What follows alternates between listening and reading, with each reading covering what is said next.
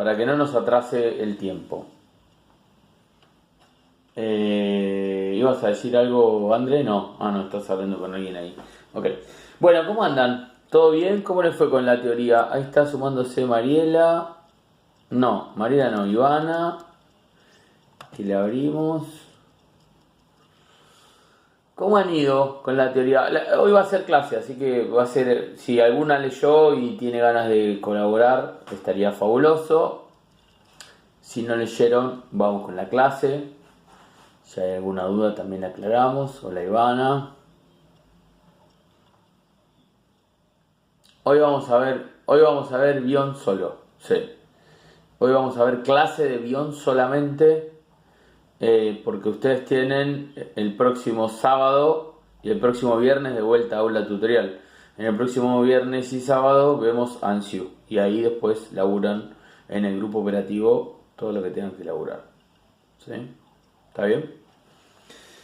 Bueno, arrancamos un poco la idea. Ahí se sigue sumando. Ahí está. Un poco la idea es con estas propuestas de la formación en psicología social, poder pensar los grupos desde un abordaje psicoanalítico, ¿no? Más adelante vamos a ver por qué vamos a pensar de un abordaje psicoanalítico, si no me voy a ir a la mitad de la clase. Primero, para poder encuadrar al abordaje psicoanalítico, tenemos que pensar que del psicoanálisis, la escuela fundamental, o sea, el psicoanálisis es un invento, un descubrimiento freudiano, ¿sí? De Sigmund Freud. Freud, a medida que avanza en el desarrollo de su obra, tiene muchas idas y vueltas, dice algunas cosas y después se desdice, mejor dicho, no se desdice, sino que las contradice, pero pone de manifiesto la contradicción y avanza. En ese sentido, se le reconoce como mucha honestidad intelectual a Freud, ¿no? Porque cuando dijo, bueno, hay muchos temas en los que laburó en ida y vuelta o dialécticamente, si lo queremos pensar psicosocialmente, y se le reconoce esa honestidad intelectual. Pero la primera escuela, digamos, psicoanalítica, viene a ser la freudiana, la vienesa, la escuela de Viena. Freud era de Viena, recordemos, luego emigra forzadamente hacia Londres y ahí termina su vida. De la escuela vienesa de Freud hay otros 3 desprendimientos. ¿Sí? El primer desprendimiento es toda la obra de Melanie Klein. ¿Sí? Melanie Klein, recordemos, una mujer que es discípula de Freud y comienza a hacer todo un desarrollo en niños. Freud decía que era muy difícil el análisis, y imposible incluso el análisis en los psicóticos y en los niños. Y Melanie Klein, a través de juegos, a través del análisis primero con sus propios hijos, comienza a hacer todo el desarrollo de lo que después fue la teoría kleiniana, que ya vimos una primera parte el año pasado, o mejor dicho, el primer año de formación. Y de Melanie Klein surgen 2 discípulos, 2 de los más importantes. Podemos nombrar 3 si quieren para entrocar a la psicología social pichoniana. El primero es Wilfred Bion, que es el autor que vamos a ver hoy. El otro muy importante psicoanalista descendiente de la escuela inglesa es Donald Winnicott, que también ya lo vimos. Y una mujer que fue discípula directa de Melanie Klein fue... ahora les voy a decir el nombre, espérenme. La primera mujer de Enrique Pichon Rivière, que fue Herminda Averasturi, se me olvidó el nombre. Herminda Averasturi. La primera mujer de Enrique Pichon Rivière, discípula directa de Melanie Klein, que es la que trae a la Argentina toda la corriente de la escuela kleiniana. Digamos, la primera llegada del psicoanálisis masivo, entre comillas, a la República Argentina es desde la escuela kleiniana o desde la escuela inglesa del psicoanálisis. hoy vamos a hacer pie en esta escuela, en la escuela inglesa. Discípulo Bion de Melanie Klein. No vamos a dejar de mencionar las otras dos escuelas, la escuela norteamericana y la escuela francesa. De la escuela norteamericana podemos dar cuenta de... Hola Fátima, no te había visto. Hola Guille, tampoco.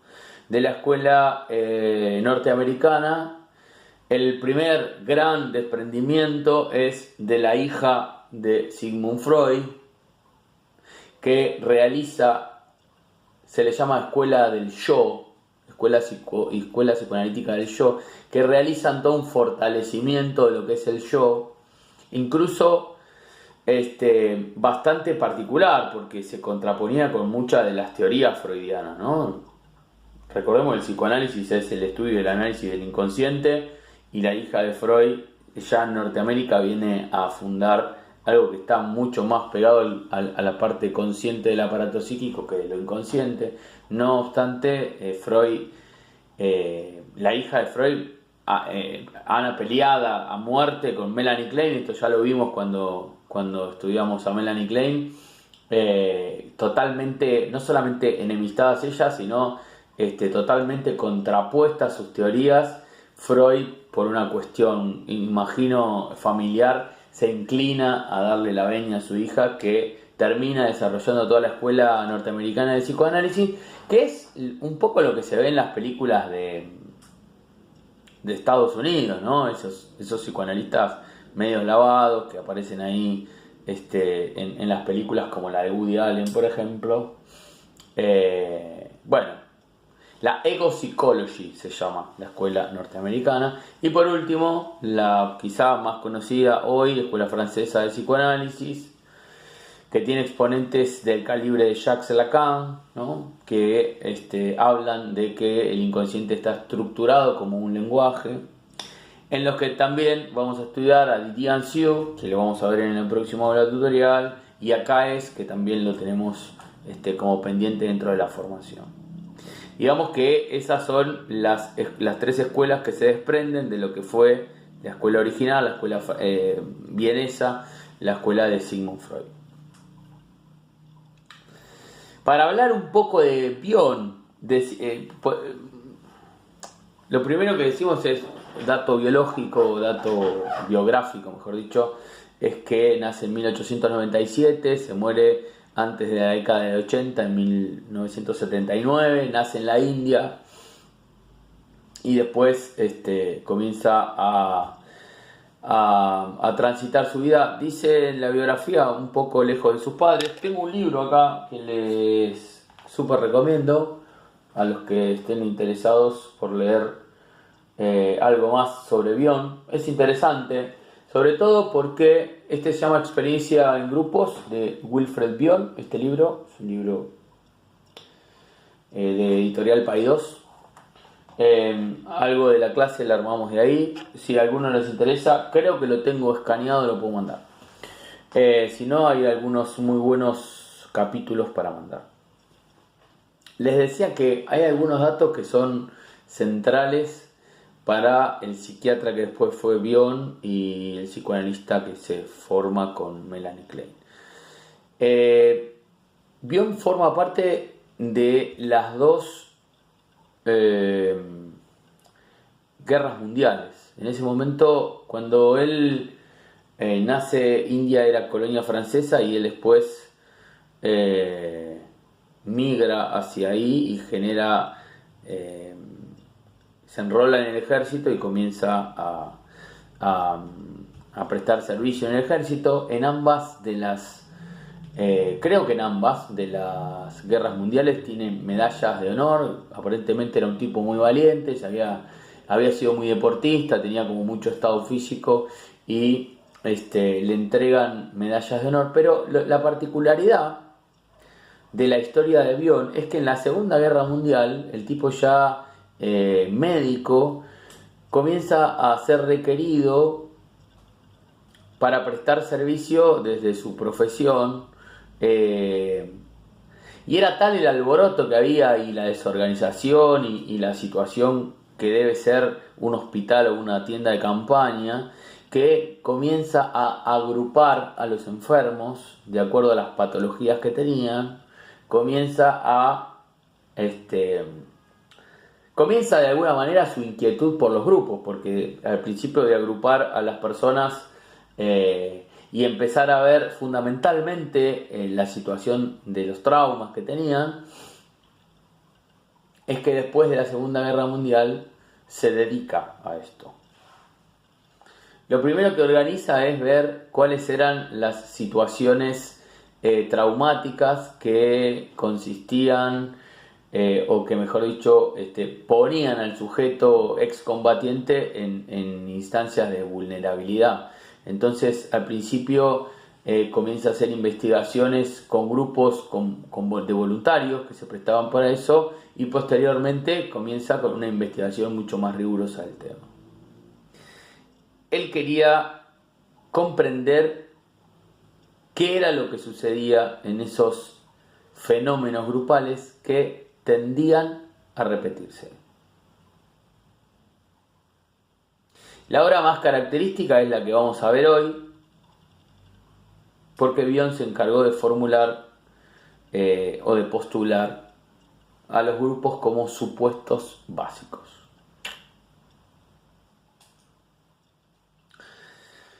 En este punto tiene cierta similitud con Enrique Pichon-Rivière respecto de los grupos, también con la época en la teorización, ¿no? Ambos en periodos posteriores a la Segunda Guerra Mundial. Recordemos que los primeros esbozos de la psicología social pichoniana se dan a partir de la década del 50, mediados de la década del 50. En 1958 fue la experiencia de Rosario, que es como la piedra basal de la psicología social, y por esos años también andaba teorizando Bion. Así que podemos otorgarle cierta similitud al periodo temporal. Lo que hace Bion es analizar la repetición de los fenómenos y formular hipótesis respecto de esto, ¿no? ¿Qué es lo que pasa en los grupos con estas cuestiones que se repiten? Formulaba hipótesis, lo hacía bien desde el concepto de ciencia, ¿no? Observación, hipotetización y contrastación, ¿no? Miraba, observaba qué sucedía, pensaba qué era lo que podía llegar a estar sucediendo en cuestiones técnicas o en cuestiones psicosociales o cuestiones médicas, y después volvía al grupo para tratar de constatar eso. Y empieza como a observar y postula algunas situaciones. Lo primero que Bion llega o comienza a ver, él lo denomina, extrayendo un concepto de la química, como valencia.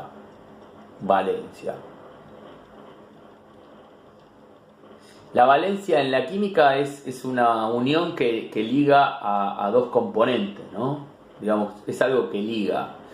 Entonces, lo que dice Bion es que a partir de la interacción del grupo se da como cierta ligazón en aspectos inconscientes. Se da lo que él llama esta valencia. Siempre se da esta valencia, dice Bion, dentro de los grupos. Ahora, ¿qué tiene que se dé esta valencia? Cuando veamos Saint-Just, también lo interesante de estos tres autores, Enrique Pichon-Rivière, Didier Saint-Just y Wilfred Bion, es que hipotetizan cosas bastante similares, tienen diferencias entre ellos, pero les ponen distinto nombre, por supuesto. Lo que dice Bion es que esta valencia que se genera entre las personas, entre los integrantes de un grupo, lo que generan es un efecto, que él lo denomina efecto grupo.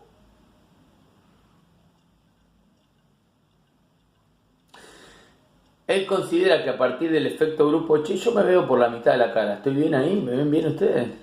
¿Sí? Ok. Joya.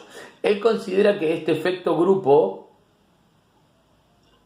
lo que produce es que los integrantes comiencen a actuar de alguna manera en bloque o en grupo.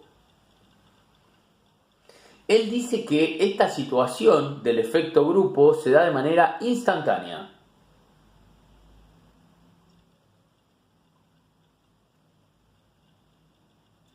Y he aquí una primer gran diferencia con Pigeon-Rivière. ¿Por qué? ¿Alguien se anima?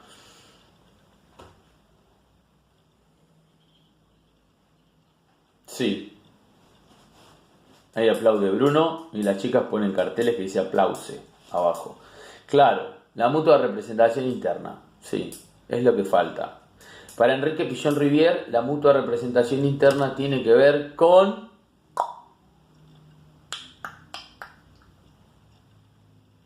¿Con qué? Segundo.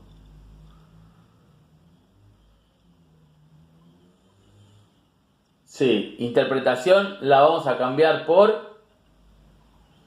No importa, sí, te salió era eso, dale, pero le cambiamos la palabra. Eso quiso decir, muy bien.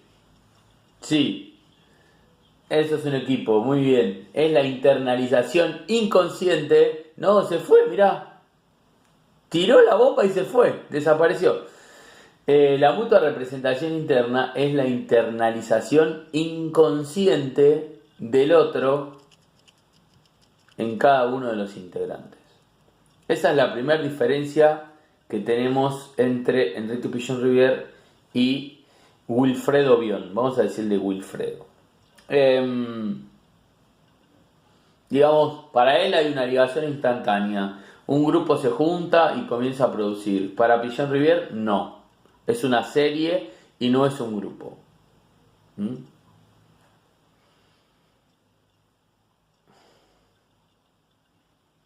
Hay algo más que está bueno que pensemos, que no está en el apunte, pero que yo lo traigo. Digamos, ¿qué pasa? ¿Por qué se forma una valencia? La valencia lo que indica es una dirección, un sentido y una fuerza. Ahora, ¿qué es esto de la valencia? ¿Qué está queriendo decir Bion cuando habla de valencia? Bueno, lo que dice él, que también lo dice Ansiu, habla de resonancias, es que siempre en un grupo hay una propuesta que se da inconscientemente por alguno de los integrantes que es tomada por el resto del grupo y a partir de ahí empieza a circular esta idea, esta intención. Siempre volvemos al mismo ejemplo de los ricos no piden permiso, ¿no? Este, esta vieja coordinación que en algún momento yo les contaba. En ese momento que ese grupo elige esa novela para llevar adelante una discusión semanal y una conversación, hubo algo que pasó, ¿no? Hubo una propuesta de algo explícito pero que contenía un mensaje implícito. Hubo algo que a todos les hizo algo de ruido, ¿no? En este punto lo podemos pensar desde el significante, ¿no? Esto de los ricos no piden permiso. ¿Cómo se llama la novela? Ay, los ricos no piden permiso. Bueno, todo lo que pasaba con esos ricos que no pedían permiso en ese lugar.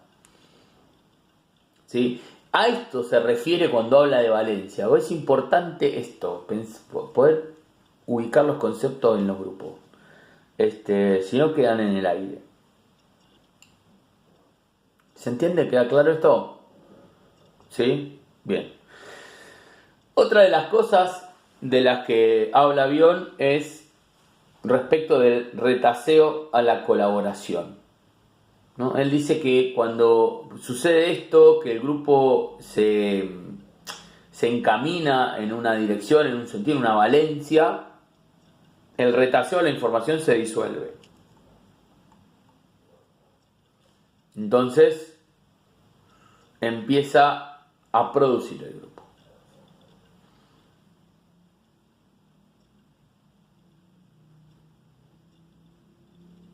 Y lo tercero que genera como postulado tiene que ver con el clima grupal.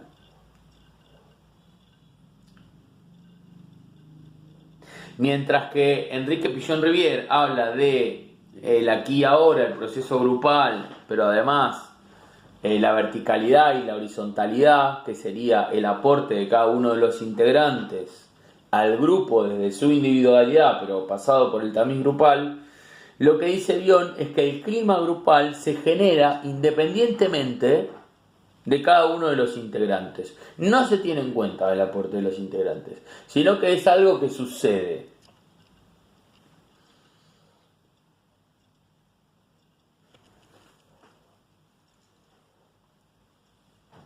Y también toma conceptos del psicoanálisis freudiano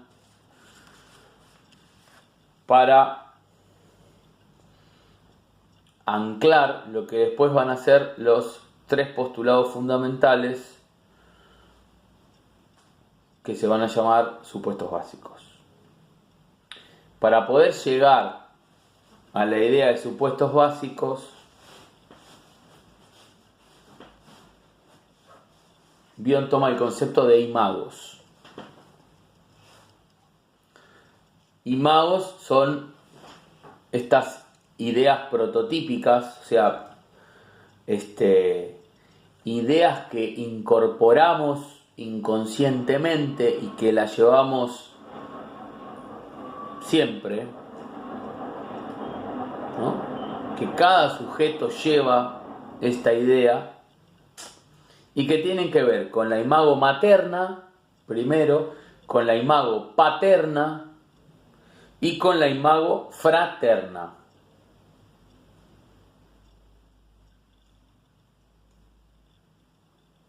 Este concepto de imago es el concepto que va a dejar anclado lo que después van a ser en la obra de Bion, de Wilfred Bion, los supuestos básicos.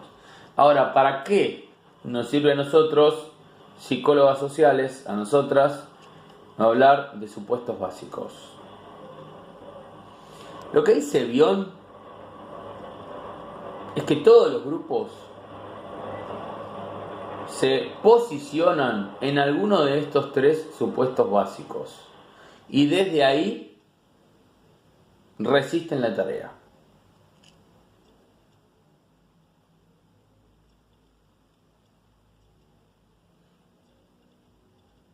Es como cierta situación grupal que se fantasea, en la que la escena inconsciente deviene como común denominador. Esto que hablábamos de las valencias. Hay una idea inconsciente o latente a nivel grupal que estructura una situación. Y sobre esa situación se resiste la tarea. Por ejemplo, los ricos no piden permiso. Vuelvo ahora mismo, ¿no? Es una idea inconsciente que fue postulada por alguien, se tiró y fue tomada por el resto del grupo y lo que hacía era impedir hablar sobre la cuestión de clase, ¿no? En la República Argentina. Un tema que en una sociedad de fomento de un barrio en emergencia o totalmente vulnerable a la situación económica de un país en un determinado momento puede ser fundamental. Fátima, ¿te cortaste el pelo? Ah, no, lo tenés atado. Pensé que te había tirado un corte carré así a los agente 99. Ah, no, lo tenés atado, ok, bien. Bien. Supuestos básicos que son tres. El de dependencia, el de ataque y fuga y el de emparejamiento. Supuestos básicos que van a estar sentados sobre imagos, que van a también tener dentro miedos o ansiedades básicas, como las postuló Enrique Pichon-Rivière, miedos básicos o ansiedades básicas. Supuestos básicos que van a posicionar al grupo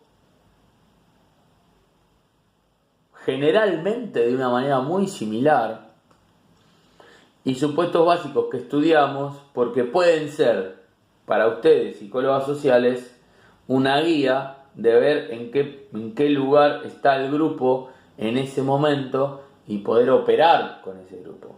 Porque de repente, si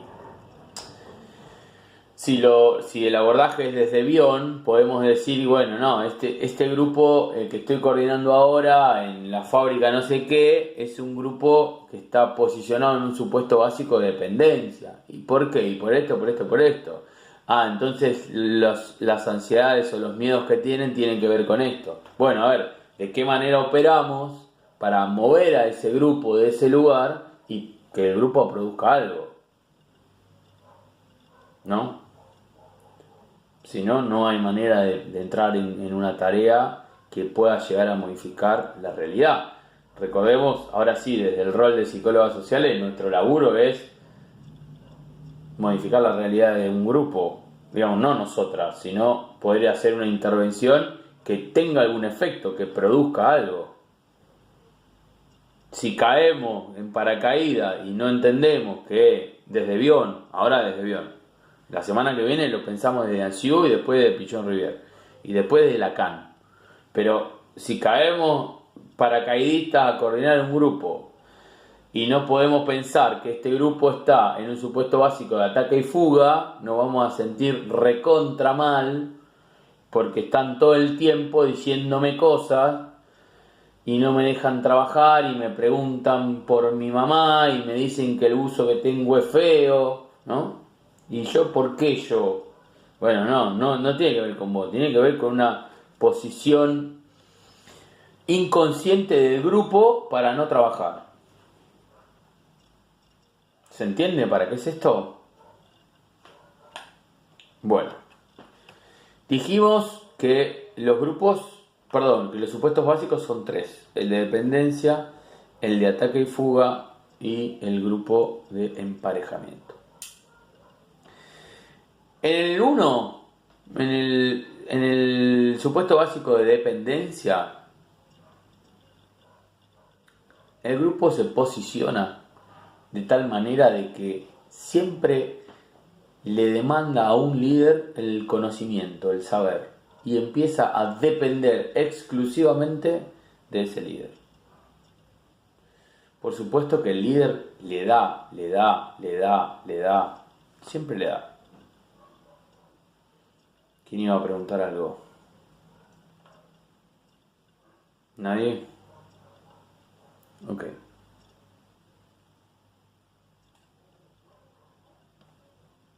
Este supuesto básico generalmente es registrable en la mayoría de los grupos. El líder puede ser interno o externo. Cuando lo veamos en Didier Ansieux vamos a ver que él lo denomina grupo boca, porque tiene que ver con la oralidad. Es un grupo que todo el tiempo quiere comer. Por supuesto que lo que demanda es conocimiento, por ejemplo, ¿no? En este caso se llama supuesto básico de dependencia. Como les decía, lo que predomina es la oralidad. Tiene que ver con algo del orden de lo nutricio, con algo del orden del alimento, de poder demandar a un líder saber o alimento para que el grupo continúe en ese supuesto básico. En la medida que el grupo pide y le dan, no produce nada.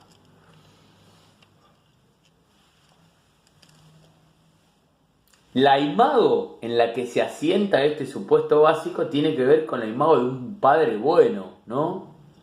La imago paterna, un padre bueno que asiste, un padre bueno que da, un padre bueno que se ocupa. Si lo pensamos desde los roles de la psicología social de Enrique Pichon Rivière, el rol es el rol de líder, el rol que predomina, ¿no? Un líder que siempre está a disposición, que prepara, que encamina. Lo que pasa es que no hay tarea.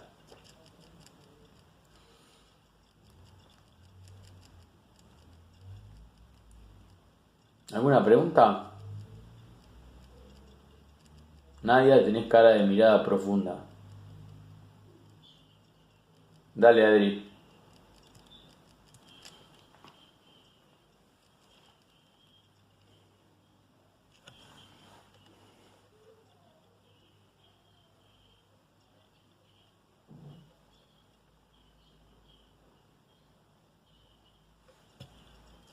porque sabemos que hay alguien que nos va a sacar de cómo es, de la... Si tenemos una tarea, va a haber uno de nosotros que nos va a sacar adelante la tarea. Porque Sí. nosotros sabemos que hay alguien Sí. que va a salir. Sí, tiene que ver con esto que decía recién, ¿no? Que predomina la oralidad, el grupo necesita comer y alguien le tiene que dar de comer. Sí, Sí, siempre estamos pensando que estamos tranquilos que hay alguien de nuestro grupo que nos va a sacar adelante la tarea. sí, No sé si es así lo que pensé. sí, podemos pensarlo así también, por eso el grupo no produce, sí. Por eso. Bien. El segundo supuesto básico se llama ataque y fuga.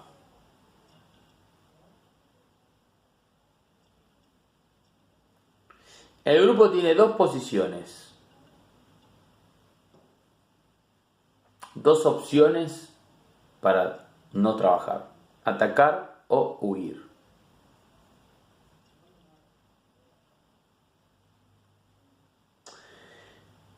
Aunque también se postulan tres posiciones, atacar o huir